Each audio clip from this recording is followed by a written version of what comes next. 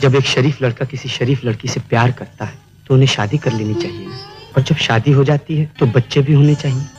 और जब बच्चे हो जाते हैं तो उनके लिए घर चाहिए, अपने लिए और उनके लिए कपड़े चाहिए। बड़े हो जाएं तो पढ़ने लिखने के लिए स्कूल भी भेजना चाहिए ना।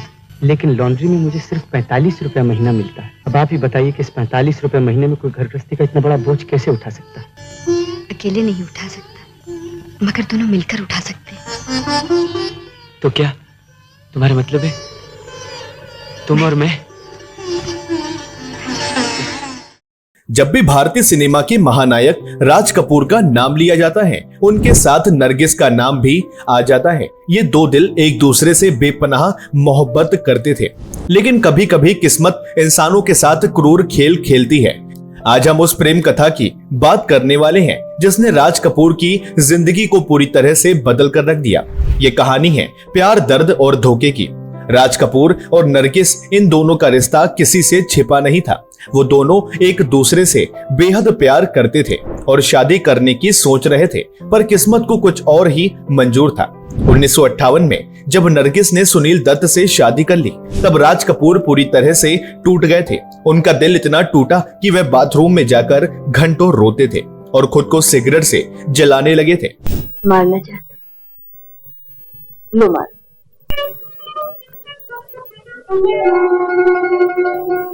किसे मार? तुम्हें या अपने आप को?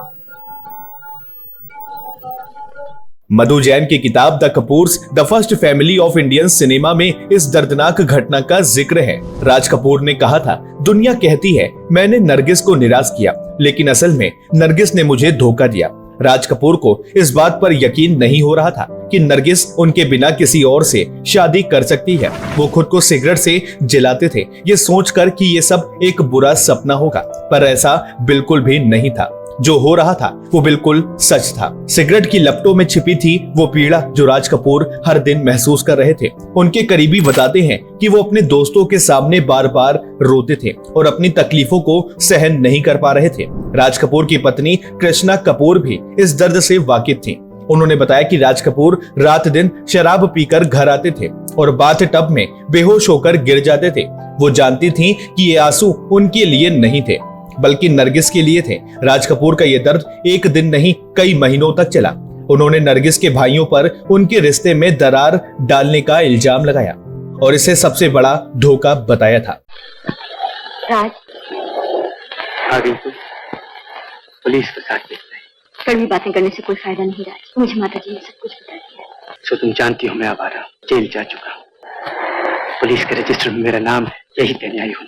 मुझे समझने की कोशिश करो राजू, मैं तुम्हें अब भी अपना दोस्त समझती। लेकिन कहानी सिर्फ यही खत्म नहीं होती। राज कपूर ने भी नरगिस को लंबे समय तक असमंजस में रखा था। वो बार बार उन्हें कहते थे कि एक दिन वो शादी करेंगे, लेकिन उस दिन का कभी अंत नहीं हुआ। नरगिस जो एक परिवार और पत्नी बनने के लिए बेताब थी, अंततः सुनील दत्त के साथ अपनी नई जिंदगी की शुरुआत कर दी। नरगिस की शादी ने राज कपूर के दिल को हमेशा के लिए तोड़ दिया, लेकिन उन्होंने कभी सार्वजनिक तौर पर नरगिस के खिलाफ कुछ नहीं कहा। वो आज भी उनके सच्चे प्यार के रूप में जानी जाती रही। ये कहानी थी दो दिलों की जो बेशुमार प्यार के बावजूद एक दूसरे के हो नहीं पाए। प्यार और धोखे की इस दास्तां को हम कभी भुला नहीं सकते। आप क्या सोचते हैं? क्या राज कपूर सही थे या नरगिस ने अपने लिए सही फैसला किया?